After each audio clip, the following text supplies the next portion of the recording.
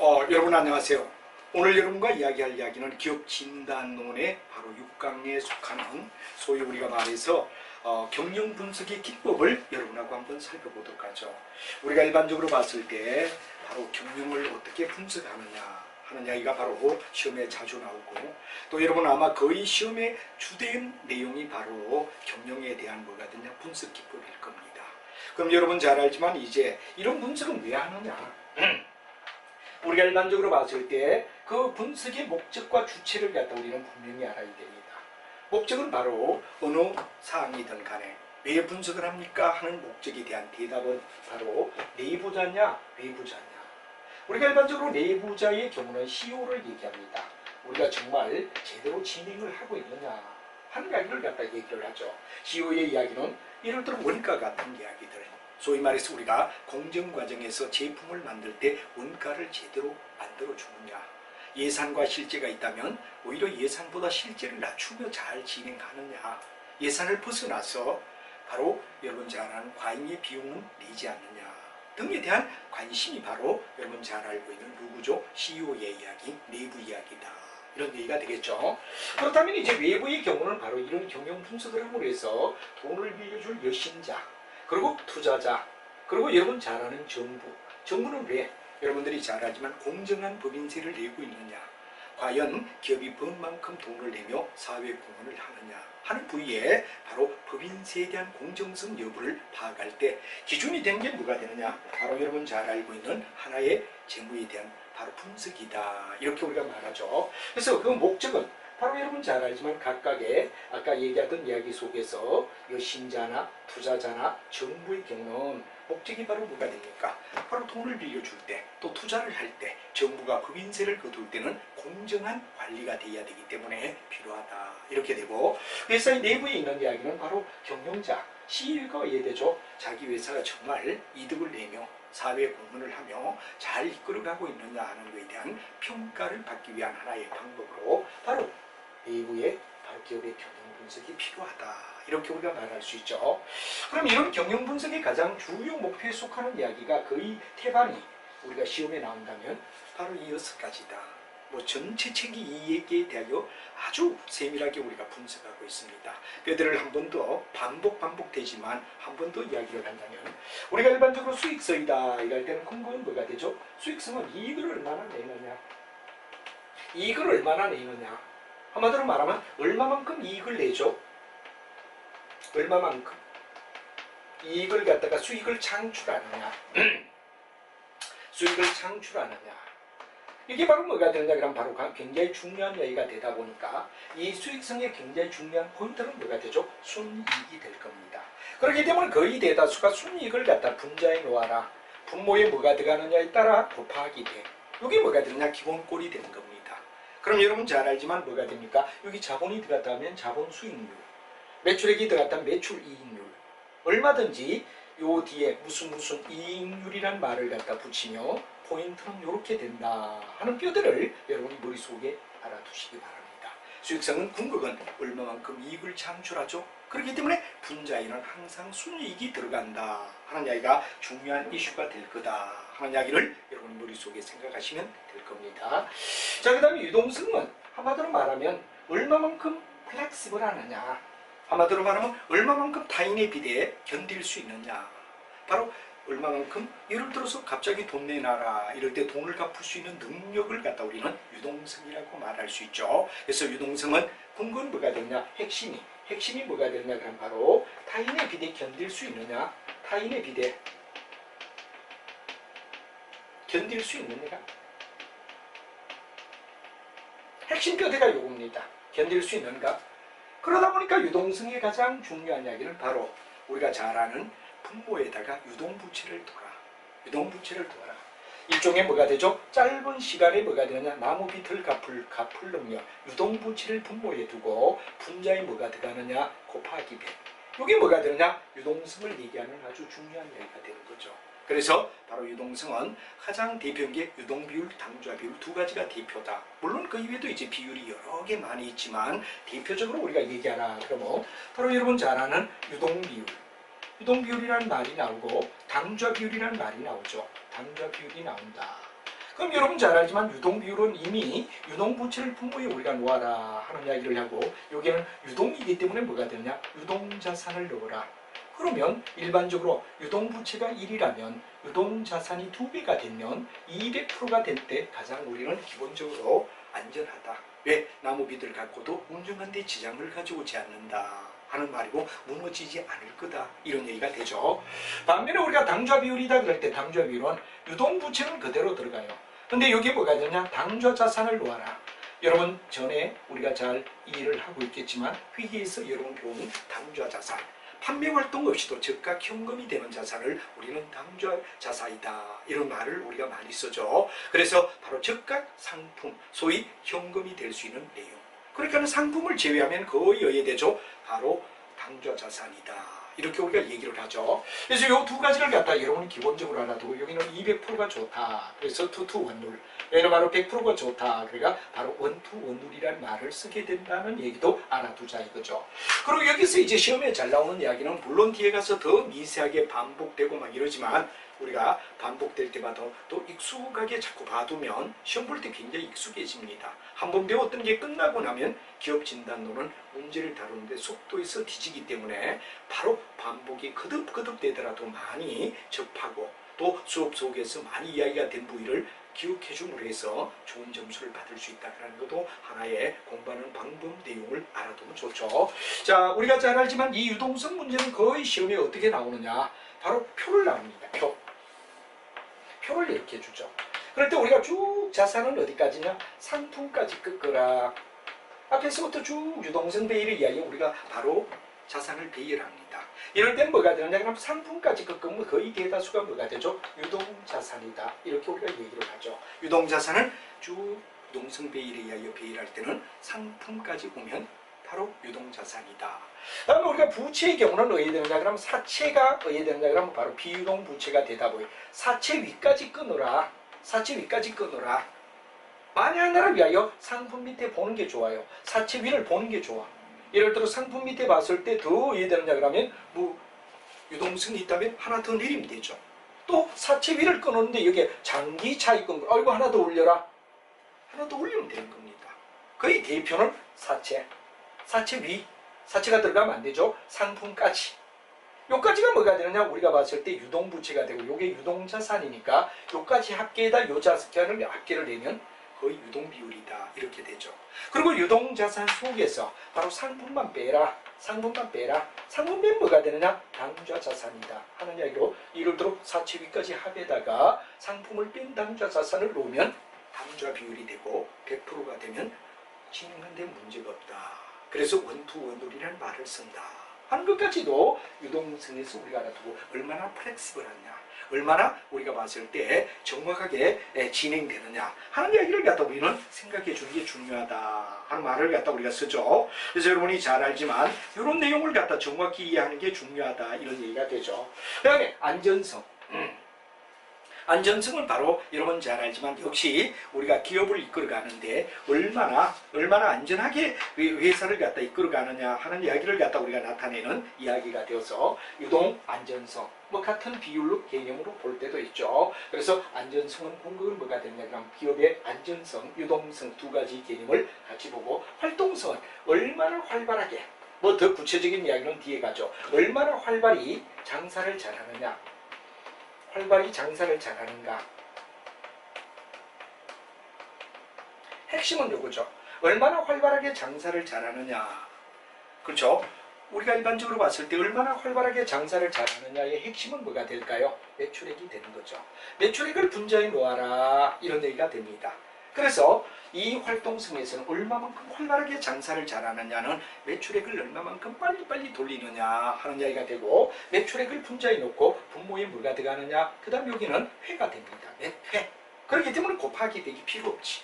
그래서 우리가 예를 들어서 여기에 자본을 넣으면 자본 회전율, 평균 상품의 평균적으로 넣으면 상품 회전율, 회전율이라는 말을 갖다 우리가 많이 쓰는 게 뭐가 되죠? 바로 여러분 잘 알고 있는 하나의 뭐가 되죠? 바로 활동성을 나타낸다 하는 말이 되죠.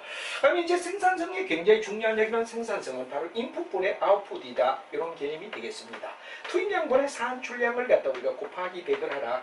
그럼 이건 뭐가 되죠? 인풋에 대한 아웃풋을 나타내면 거의 생산성을 나타내는 이야기다. 자기가 얼마나 투입했는데 얼마의 결과를 냈죠? 여기 바로 우리가 봤을 때 바로 프로테이지가 생산성을 나타내는 거다 하는 말이 되죠.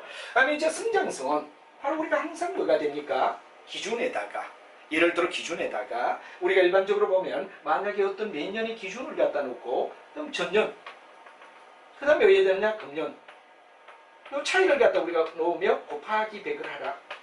그럼 어떤 내용의 전년도 양과 금년도 양을 갖다 우리가 차익을 내고 여기에 금년을 놓으면 자, 몇 프로만큼 성장했다.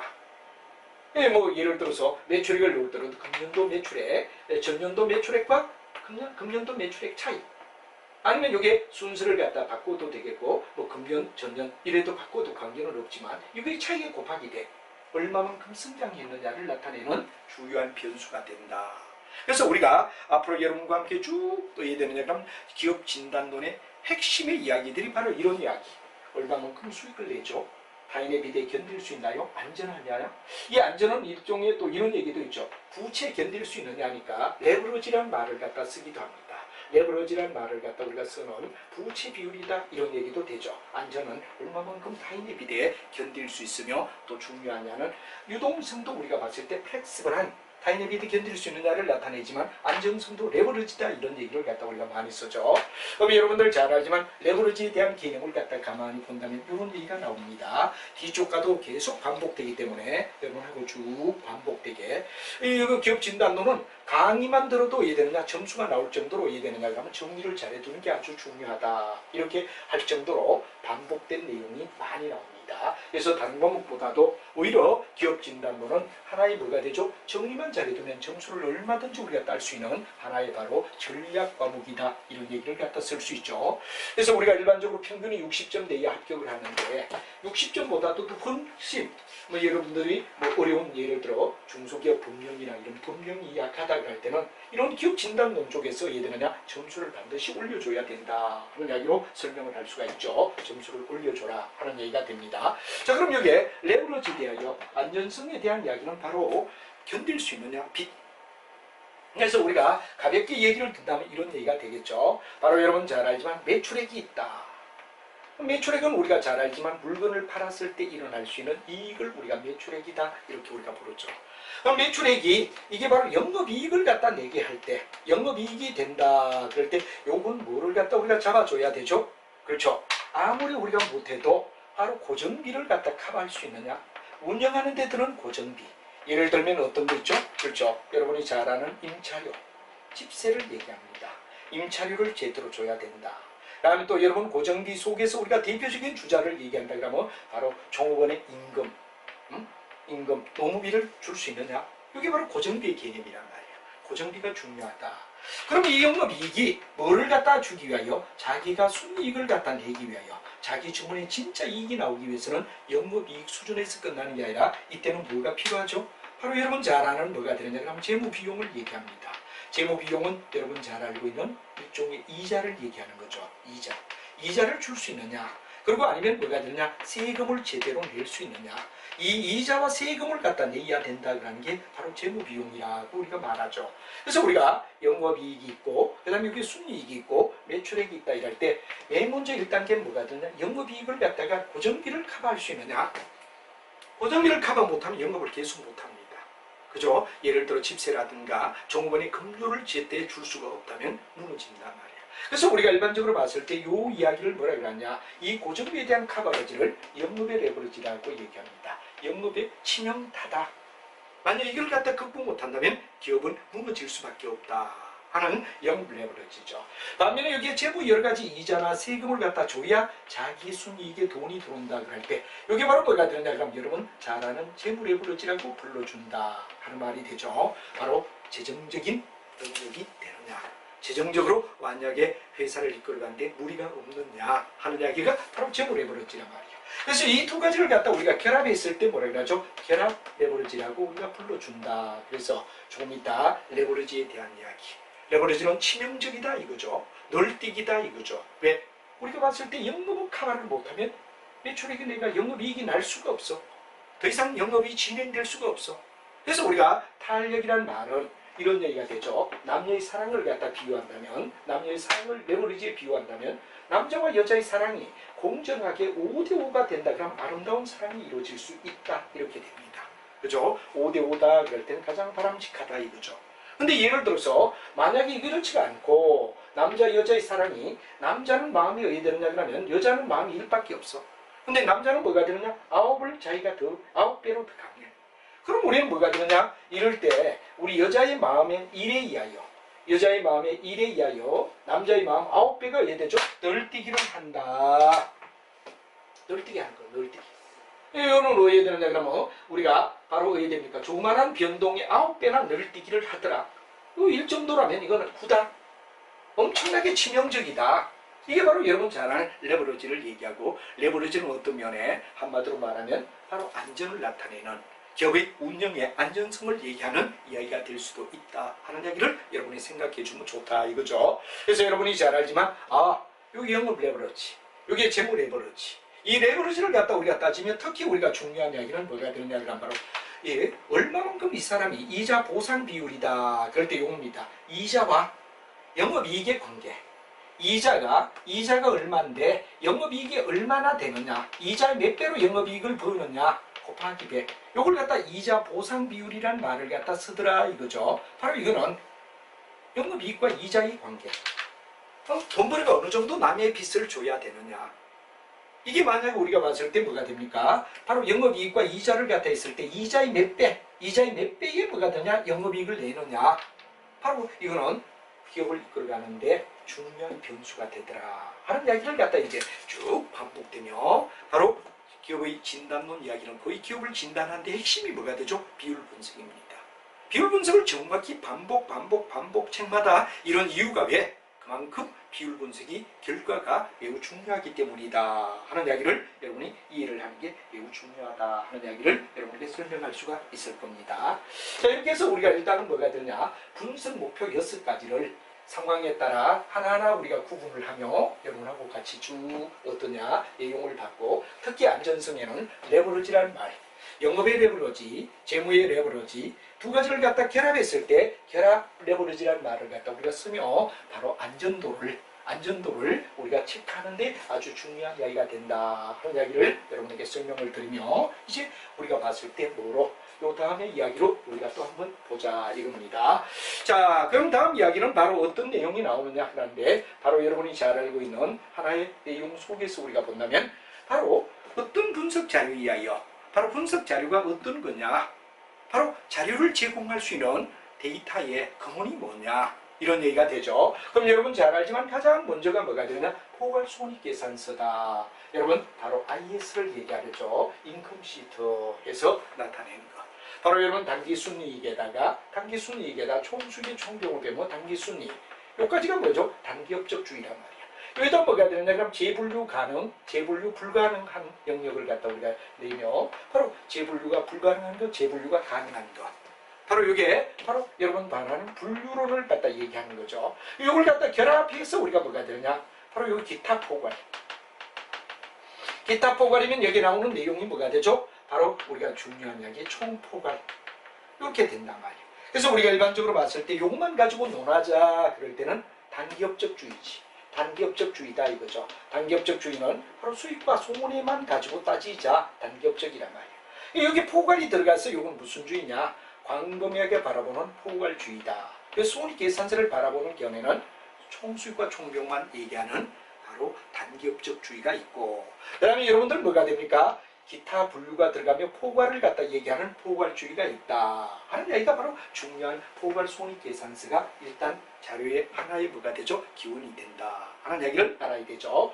그럼 이제 재무상태표는 여러분 잘 알고 있는 BS를 얘기하고, BS는 바로 자기가 가지고 있는 자산이 어느 정도냐, 바로 이건 경제력을 얘기하는 거죠. 얼마만큼 우리가 회사에 재본을 가지고 있느냐, 그리고 이 재본에 바로 자본이 뭐가 되느냐, 원동력이 되는 바로 어디로부터 돈을 구워왔느냐, 한마디로 말하면 자본의 원천을 얘기하는 거죠. 그래서 여기서 우리가 중요한 이야기는 요 자산에 대한 이야기는 바로 자본에 대한 운용을 얘기한다. 자본을 어디에다가 자기가 투입하느냐, 반면에 여기는 뭐가 되느냐 그럼 바로 자본에 대한 조달에 관한 이야기, 자본의 조달에 관한 이야기. 요 내용을 갖다가 면밀하게 적어줌으로 해서 굉장히 중요한 이야기는 운용을 해서는 뭐가 되죠? 기업의 밸류 가치를 최대화하자. 밸류를 높여주자. 바로 자산을 잘 활용해서 바로 기업의 가치를 높여줍니다. 기업 가치 극대화가 중요한 이슈죠. 바로 자본의 조달은 캐피탈 코스트를 어떻게 낮춰주느냐. 자본 비용을 어떻게 낮춰서 작은 자본을 들여서 바로 왜 해야 되느냐? 운용을 하느냐. 이게 뭐냐? 그러면 재무상태표란 말이에요. 그럼 다음에 이제 잉여금 처분 계산서다. 그런데 이거 거의 대다수 추석에 들어가는 거죠. IFRS에서는 추석에 들어간다. 그래서 이익이 난 걸 어떻게 처분했느냐에 대한 이야기를 명세서를 적어놓은 게 잉여금 처분 계산서다 하는 말이 되고, 현금흐름 변화 앞에도 얘기했지만 캐시 인프로, 캐시 아웃프로를 바로 재무의 입장, 영업의 입장, 그 다음에 우리가 재무의 입장, 투자 입장에서 어떻게 들어오고 어떻게 흘러나가죠? 하는 문제를 우리가 제기했다는 얘기가 되겠죠. 다음 제조 원가 명세서는 바로 물건을 만들어서 원가를 낼 때까지, 한마디로 말하면 제품을 생산해서 제품의 원가를 탄생시키는 과정을 갖다 우리가 한눈에 알 수 있게끔 만들어주는 표를 얘기한다. 이렇게 우리가 얘기하죠. 그래서 여러분이 나중에 쭉 배우게 되는 원가 회계의 내용에 바로 이거죠. 그래서 우리가 일반적으로 봤을 때 재료비가 얼마 들었죠? 밀가루를 반죽해서 우리가 빵을 만든다. 그럴 때 재료비가 있단 말이에요. 그럼 재료비가 있다면 그 다음에는 뭐가 들었냐? 밀가루 반죽 상태를 제공품이라고 얘기를 하죠. 제공품이다. 그다음에 이제 완성된 빵을 갖다 우리는 제품이라고 불러준다. 그리고 진열대에 올려주면 이게 뭐가 되죠? 상품이 된다. 그래서 우리가 만약에 자기가 물건을 만들어가는 과정 속에 제조란 말은 물건 만들어가는 데 대한 과정을 얘기하는 거죠. 그래서 우리가 잘 알지만 재료비 속에 기초 재료비, 단기 매입, 이 기초가 되고 이게 매입이 된단 말이야. 그럼 여기다가 기말의 재고가 여기 나와. 그러면 여러분 잘 알지만 기초에다가 매입을 따고 기말을 빼면 투입된 재료 원가가 나오더라. 재료 원가 나와. 그러면 투입된 재료 원가를 바로 기초 제공해서 여기에 투입된 재료 원가를 여기 갖다 보내줘. A, 여기 B라고 보고 기말 제공을 빼라. 그럼 여기 뭐가 되죠? 제조 원가. 물건을 만들 때 원가가 얼마 돼 있느냐를 알 수 있어. 그럼 이제 제품에는 여기 기초 제품이 있고 역시 제조 원가를 여기 보내줘라. 그럼 여기 기말 제품을 빼면 뭐가 되죠? 팔아야 할 상품. 상품의 원가, 진열되어 있는 상품의 원가를 얼마 받아야죠? 한글, 한눈에 알 수 있게끔 만들어주는 게 제조원가 명세서다 하는 표를, 정보를 주문해서 우리는 넣어야 되죠. 기업을 진단할 때 도움을 받는다 하는 제조원가 명세서는 내가 만든 물건이 과연 얼마의 원가로 팔아야 될까? 한마디로 말하면 원가 회계 속의 이야기가 바로 제조원가 명세서다 하는 이야기를 재료부, 제공품부, 제품부를 통해서 내가 진열대 올려놓은 상품을 얼마에 팔아야 될까요? 하는 것의 답이 제조원가 명세서다 한 말이 되었습니다. 그럼 이제 우리가 경영 분석을 해나가는 가운데서 분석의 방법을 가지고 우리가 얘기한다 하는데, 예를 들어 실수법이라는 말은 실제로 숫자로 표시한다. 숫자로 하나하나 표시하는 게 실수법이다 이거죠. 예를 들어 매출액이 얼마, 원가가 얼마, 이익이 얼마, 법인세가 얼마, 숫자. 특히 여기서 우리가 중요한 얘기는 화폐 숫자로 나타낸다. 이렇게 우리가 얘기하겠죠. 화폐 수로 우리가 하나하나 나타내는 걸 얘기한다. 이렇게 얘기할 수 있다 이거죠. 숫자다. 근데 비율은 어떻죠? 몇 프로다 이거죠. 30% 아니면 40%. 이렇게 프로테이지로 해야 되느냐 그러면 표시하는 게 비율법이다. 이렇게 우리가 되겠죠. 그래서 실수는 말 그대로 숫자로 우리가 표시하는 개념을 얘기하고, 바로 비율은 전체 속에 몇 프로냐, 전체 속에 몇 프로냐 하는 비율에 의한 방법에 의하여 표시하기도 한다 하는 얘기가 되겠죠. 그 다음에 이제 우리가 재밌는 이야기는 바로 어떤 상태를 갖다가 나타낼 때 일종의 하나의 스톱된 상태냐, 스탑. 정지를 시켜놓고 나가는 걸 갖다 우리가 스탑이라고 얘기하죠. 그러나 예를 들어서 흐르는 속에 우리가 따진다 그럴 때 프로의 개념을 얘기한다 하는 말을 쓰는 거죠. 그래서 우리가 대표적인 예로 정태적 분석이다 그럴 때 가장 대표적인 예가 스탑을 시킨다는 것은 바로 재무제표를 얘기할 때는 BS의 경우가 그런 예가 되죠. 바로 BS는 매달 며칠 현재, 매달 며칠 현재란 말이 됩니다. 현재 어떠냐? 자산이 얼마? 부채가 얼마? 자본이 얼마인가? 바로 현재라는 개념의 스타비 개념을 얘기하는 거죠. 근데 말하여 우리가 프로의 개념은 뭐가 되느냐? IS 포괄손익계산서를 얘기할 때 1월 1일부터 12월 31일까지. 그다음에 여기 되느냐? 무슨 회사. 여기도 무슨 회사. 그럼 우리가 자본과 같은 쪽은 자본이 늘어나는 원인을 갖다 얘기하죠. 쭉 1월 1일부터 12월 31일까지. 이거는 자본이 깎는 요인, 비용이 주는 형태를 갖다 나타내는 프로의 개념이다. 그래서 우리가 일반적으로 봤을 때 이 스탑의 개념이냐 정태적 분석이라고 얘기하죠. 근데 여기는 뭐가 되냐? 흐름 속에 나타내기 때문에 프로의 개념을 얘기한다. 그래서 마치 재무제표에서 BS가 뭐가 되느냐? 정태적 상황을 얘기하면 바로 IS는 동태적 상황을 얘기하듯이 정과 동이라는 두 가지 분석을 통하여 정적만 분석도 아니고 동적 분석만도 아닌 양면의 분석을 통하여 기업의 진단을 하게 된다 하는 이야기를 여러분이 생각해 주시면 좋겠다 하는 이야기가 되겠습니다. 자, 이래서 우리는 이러한 분석의 기법을 이해를 해야 하는 이야기가 중요한 이야기가 되고, 다음 이야기로 넘어가면 바로 경영에 있어서 분석 속에서 실수에 의한 이야기, 비율에 의한 이야기, 아까 얘기하던 내용을 갖다 얘기를 하며 생각하죠. 자, 여러분들 잘 알고 있겠지만 일단 뭐가 되느냐? 우리가 봤을 때 실수에 의한 거다. 그럴 땐 실제 숫자를 실수라고 우리가 말하죠. 실수란 말은 실제 숫자. 실제 뭐가 되느냐? 그럼 숫자를 갖다 얘기하는 얘기. 이때 이 실수라는 얘기를 갖다 쓰게 되고 실제 숫자를 얘기한다 하는 말이 되겠습니다. 자, 여기는 차감법이다. 그러는 건 바로 차이. 빼주는 거죠. 가감을 얘기하는 차감법이다. 그래서 우리가 어떤 숫자에서 어떤 수를 갖다 뺐을 때 차감법이라는 말을 쓰게 됩니다. 그 다음에 절상절하라는 말이 되죠. 절하. 절상의 반대가 절하가 되고, 바로 절하는 바로 여러분들 커팅하는 거. 일종의 하나의 뭐가 되느냐 하면 다전 쪽.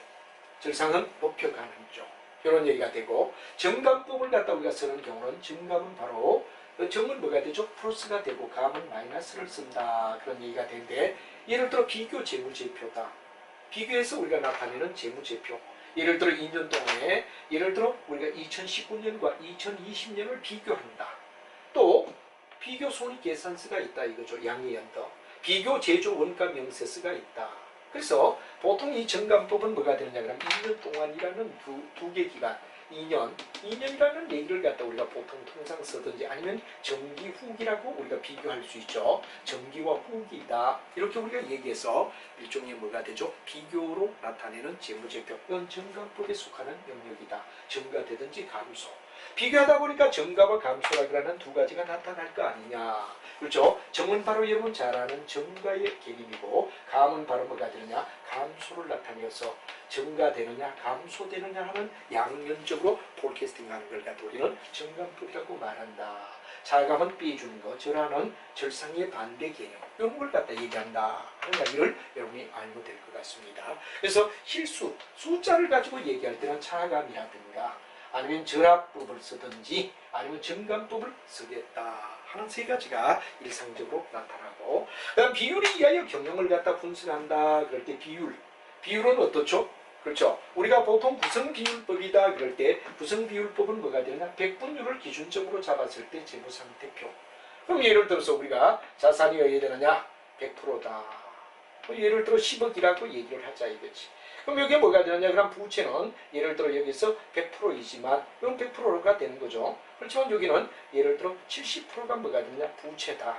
나머지 자본이 30%다. 이렇게 퍼센테이지로 우리가 표시한다. 그러면 백분율 뭐가 되느냐? 재무상태표라고 얘기할 수 있다. 또 손익계산서도 어디 되죠? IS다 그럴 때 이걸 갖다 우리가 나타낼 때 여기가 예를 들면 100%다.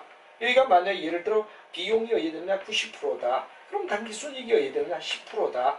이렇게 프로테이지로 어디 되느냐? 그럼 비율을 갖다가 나타낼 때를 갖다 백분율 손익계산서다 하는 얘기가 되고, 그 다음에 백분율 제조 원가 명세서라는 말이 나옵니다. 아까도 말했지만 제조 원가 명세서는 바로 물건을 만들어가는 과정을 얘기한다. 그래서 이미 아까도 얘기했지만 재료부, 제공품부, 재품부의 과정을 흘러가며 우리가 원가가 얼마냐를 따지는 걸 얘기한다. 이래 되죠.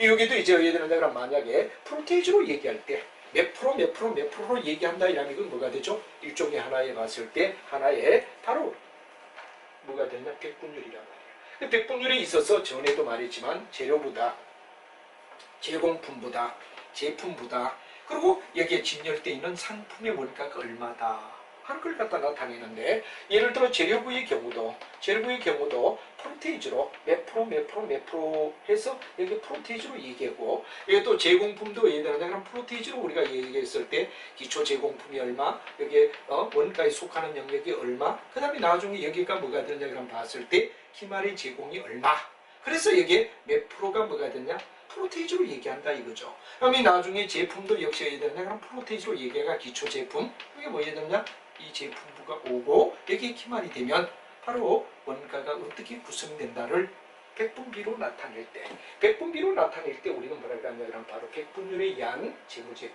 백분율에 의한 손익계산서, 백분율에 의한 제조원가 명세서라고 말하더라. 그래서 사람들이 시야에 눈에 바로바로 들어올 수 있게끔 백분율로 표시하는 걸 갖다가 우리는 백분비라고 얘기하죠. 그 다음에 이제 관계 비율을 갖다 우리가 이해할 때 정태 비율이냐 동태 비율이냐 아까도 말했지만 정태는 일종의 스탑 상태로 고정시켜놓고 우리가 따지는 게 뭐가 되느냐 정태다 이렇게 되죠. 근데 만약에 동태다 그럴 때 동태는 바로 프로의 개념 흘러가는 과정을 갖다 얘기하는 거죠. 프로의 개념으로 얘기한다 하는 얘기가 되고 예를 들어 정태 같은 경우는 몇 월 며칠 현재 12월 30일 현재 바로 정태다 이거죠. 그러나 예를 들어 1월 1일부터 12월 31일까지 아니면 1월 1일부터 6월 30일까지 이렇게 우리가 동태적 분석 기간이 나올 땐 동태라고 우리가 말할 수 있다 하는 얘기가 되겠죠. 그다음에 이제 표준 비율은 여러분이 잘 알지만 기준이 된다 이거죠. 그래서 자기 과거의 표준이 될 수도 있고 산업 평균의 표준을 우리가 말할 때도 있다. 우리가 평상시 과거 비율은 몇 프로, 그 다음에 산업 평균은 몇 프로 이렇게 우리가 나눈 걸 얘기한다 그런 얘기가 되고 그 다음에 이제 여러분 지수법이라는 말이 많이 나오죠. 지수의 가장 대표적인 월이라는 이야기, 월회사, 그 다음에 트렌트, 그 다음에 부처트 이런 얘기가 뭐가 되느냐 그럼 지수법을 나타내는 하나의 뭐가 되느냐 그럼 비율이다 이렇게 얘기하고 그 다음에 추세를 나타내는 게 포캐스팅 앞으로 어떤 추세로 나갈 거죠 하는 이야기를 얘기할 때 우리가 일종의 하나의 뭐가 됩니까 추석에 대한 분석이다 이렇게 되죠. 예를 들어 추세 재무상태표, 추세 손익계산서, 추세 제조 명세서 이런 추세 이하로 가는 거 그런 걸 우리가 얘기한다 이거죠. 다시 한번 얘기하면 실제 수에 의하여 이루어지는 거 거기는 차감하는 거, 절하하는 거, 정감법이 있고 비율에 의한 거는 구성 비율인 백분비를 갖다 우리가 나타낼 때가 있고 정태냐 동태냐 자기냐 산업평균이냐 지수냐 추세냐 추세는 어떤 방향으로 흘러갈 것인가를 예고해주는 추세 분석법이라고 얘기하더라 하는 이야기 이런 것들을 여러분이 생각해 주시면 충분히 이해가 되리라 생각합니다. 자, 그 다음에 이제 우리가 또 본다면 이제 제조원가에 대한 조업도를 얘기한다 하는 말을 쓰는데 같이 한번 우리가 따져보죠. 일종의 우리는 앞으로 여러 가지 많이 배우겠지만 가장 중요한 이야기가 뭐가 되죠? 바로 여러분들 원가와 조업도가 이익의 관계다 하는 말을 들어본 적이 있을 겁니다. 한마디로 말하면 원가는 얼마짜리로 만들었느냐가 되고 조업도는 얼마만큼 생산했느냐를 나타내고 그러다 보면 이익이 어디에 되느냐 하는 이야기를 갖다 얘기하는데 이런 내용을 갖다 우리는 바로 여러분 코스트라는 말이 바로 원가를 얘기하죠. 볼륨이 바로 뭐가 되느냐 바로 조업도를 얘기하는 거죠. 그 다음에 이익은 프로피트다 그런 말을 갖다 써서 가장 많이 쓰는 게 CVP라는 말을 갖다가 굉장히 많이 씁니다. C는 뭐를 나타내죠? 원가를 나타내죠. 볼륨은 바로 조업도를 얘기하죠. 프로피트는 이익. 그래서 CVP라는 이야기를 갖다 많이 쓰는데 이게 바로 원가와 조업도와 그리고 이제 이익의 관계가 어디 되느냐 하는 이야기를 얘기할 때 CVP 분석이라는 말을 많이 쓰고 있습니다. 이걸 여러분 알아야 되고 그다음에 이제 중요한 이야기가 바로 이런 얘기가 되죠. 손익분기점이다. 얼마를 팔아야 본전치게 하죠? 바로 브레이크 이븐 포인트다 하는 말이 바로 BP를 나타내는 이야기다 이거죠. 그래서 BP를 갖다 우리가 반드시 알고 있어야 되고 BP 분석은 여러분들 기본적으로 진단론을 공부하며 핵심 이야기 하나가 BP다 이렇게 되는데 한번 볼까요? 자, 여러분 잘 알지만 그래프를 쫙 그려놓고 우리가 따져주면 편합니다. 여기는 바로 얼마만큼 비용이 들죠? 비용은 코스트라고 얘기를 하죠. 코스트는 절대 개수가 아니라 원이다. 요게가 아니라 원이다. 그래서 손익분기점 분석 BP는 항상 단위가 뭐가 되죠? 원이 되지 개수가 아니다 하는 것도 여러분이 알아야 되는 이유가 바로 코스트는 몇 원. 그 다음 여기 매출액을 갖다 놓아라. 그럴 때 매출액은 뭐가 되느냐? 그럼 바로 여러분들 잘 아는 금액을 얘기하는 역시 원이 돼야지 매출 개수가 아니다. 왜? 단위 통일을 위하여. 여기가 원이기 때문에 여기도 뭐를 갖다 잡아야 되느냐? 원을 잡아야 된다. 그리고 단위가 통일되지 않으면 혼란을 주기 때문에 반드시 여기는 뭐가 됩니까? 비용과 그리고 여기 매출액이라는 이야기를 같이 어디에 되느냐? 그럼 바로 우리가 봤을 때 같은 포인트로 잡아줘라 하는 얘기가 되겠죠. 자, 그래서 여러분이 중요한 손익분기점의 분석은 절대 금액에 대한 분석이지 절대 개수에 대한 분석이 아니다 하는 것부터 우리가 먼저 이해를 하자 이거죠. 그러면 매출과 우리가 가만히 볼 때 매출액과 관계없이 일정하게 들어가는 비용을 우리는 픽스드 코스트다. FC라고 얘기하고 고정비가 뭐가 되느냐? 그럼 바로 대표적이다. 이렇게 얘기하죠. 그럼 여러분 고정비의 대표적인 게 예를 들어봐라. 그러면 임차료가 되겠죠. 임차료는 내가 매출액을 0을 하든 1억을 하든 2억을 하든 3억을 하든 항상 고정되어 있다. 왜? 매출과 관계없이 똑같이 들어가기 때문에 픽스드 코스트 고정비라고 불러주고 임차료가 대표적이다 하는 이야기를 알면 되죠. 반면에 우리는 매출을 위하여 뭐가 되느냐? 그럼 바로 밸리어블 코스트 변동비라고 얘기를 하죠. 밸리어블 코스트 변동비다. 변동비는 매출에 비례하여 나가지는 거. 예를 들어 매출이 많아진 만큼 뭐가 됩니까? 비용이 높아지는 게 바로 변동비라고 얘기하고 변동비의 대표적인 예를 들어라. 변동비라고 우리가 말하죠. 변동비의 대표적인 예를 들어라면 광고비가 대표적이다. 광고를 매출액이 0일 때는 광고 안 해도 돼요. 매출액이 많아진 만큼 우리가 바로 변동비는 커지는 광고비가 커진다. 밸리어블 코스트다 하는 말을 우리가 얘기합니다. 그럼 이 두 가지를 갖다 우리가 결합하라. 이 두 가지를 결합하라. 그럼 여러분들 잘 아는 뭐가 되죠? 바로 TC 전체의 비용이다. 바로 여러분들 손익분기점의 요 꼭지점을 평행이동해서 여기 오면 바로 VC와 FC를 합한 게 뭐가 되죠? TC다라는 노란선 전체의 뭐가 되느냐? 그럼 바로 우리가 봤을 때 비용선을 창조하고 TC가 되겠죠. 토탈 코스트가 된다. 이게 전체 비용이란 말이에요. 그럼 여기다가 TR이라는 뭐를 갖다 놓느냐? TR이라는 바로 총수익선을 끄라. 그럼 총수익선과 총비용선 총수익선과 총비용선이 만나는 요 교차점. 요 점이 뭐가 되죠? 바로 총수익과 총비용이 같은 점. 순이익은 얼마냐? 0이다. 순이익이 0이 되는 점. 0이 되는 점. 순이익이 0이다. 그러면 이 0보다 우리가 봤을 때 더 많이 팔았다. 그럴 땐 뭐가 되죠? 이익의 영역이 되지. 이보다 적게 팔았다. 그럼 뭐가 되죠? 손이 영역이 되겠지. 이 점은 뭐가 되죠? 바로 여러분 잘 알고 있는 총수익과 총비용이 바로 같은 순이익이 0인 점을 얘기한 게 바로 이 점을 갖다 우리는 손익분기점이라 불러준다 하는 말을 여러분 꼭 기억하고 그래프를 이해하는 게 매우 중요합니다. 그러면 여기는 우리가 잘 알지만 이 TC와 TR을 갖다 놓았을 때 이건 바로 직선 방정식이란 말이에요. 1차인 직선 방정식이죠. 이런 걸 갖다 영어로 리니어 프로그램이다. 또 여러분들 나중 계량 의사결정이라는 광고를 갖다 배울 때 이런 걸 갖다가 우리는 확실성하의 의사결정. 바로 두 개의 직선의 이야기예요. 두 개의 직선의 이야기가 이루어지고 이건 공식이 이해되느냐? 이 점에 대한 공식은 직선 방정을 풀었을 때 1 마이너스 변동 비율 분의 고정비 플러스 제로다. 이 제로가 희망이익입니다. 손익분기점의 희망이익은 얼마죠? 0이죠. 그래서 우리가 만약에 내가 100만원 이익을 갖다 벌고 싶다 그러면 이 0의 자리에다가 뭐를 넣어주면 돼? 100만원 넣으면 돼. 그렇죠? 손익분기점은 총수익과 총비용이 같으니까 순이익이 얼마? 0이란 말이에요. 그래서 바로 1 마이너스 변동비율분의 고정비 플러스 제로. 제로 대신에 자기가 희망하는 이익을 갖다 넣어주면 된다. 이게 바로 손익분기점 분석을 갖다 나타내는 도표라는 거 반드시 이해를 해야 된다는 게 아주 중요한 이야기가 되죠.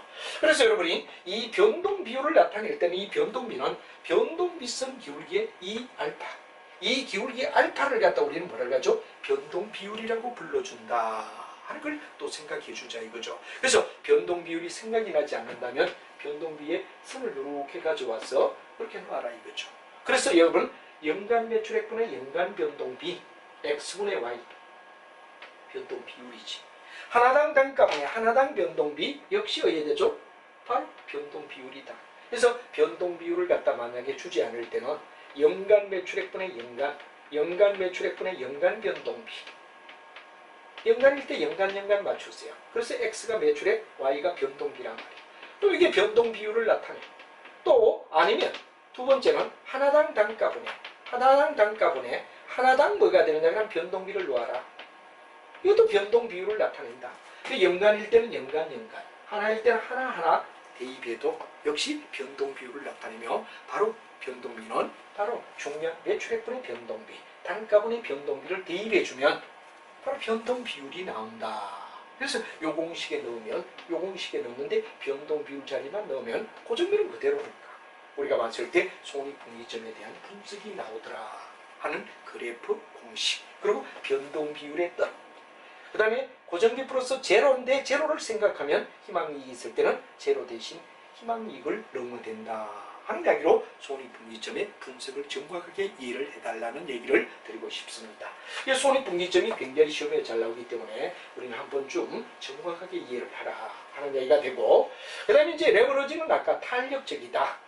남녀의 사랑을 비유하면 제가 탄력적이다 할 때를 레버러지라는 말을 썼죠. 이 레버러지에서는 굉장히 중요한 이야기가 뭐가 되느냐, 바로 여러분이 흐르는 3단계 흐름을 갖다 이해하는 게 매우 중요하다 하는 이야기를 다시 한번 얘기합니다. 그럼 여러분하고 같이 바로 한번 천천히 우리가 내용을 갖다 살펴보자 이거죠. 맨 먼저 레버러지는 세 가지가 이렇게 나오는데 이 세 가지 과정을 우리는 살펴보는데 하나의 수식을 암기해 주는 게 좋다. 차라리 여러분이 하나의 수식을 암기하며 기억하고 있다면 이 세 가지 레버러지에 대하여는 충분히 이해가 된다 하는 말을 쓸 수가 있죠. 예를 들어 우리는 매출액이 있다. 매출액이 있다 말이야. 그럼 영업이익이 나야 된다. 영업이익이 나야 된다.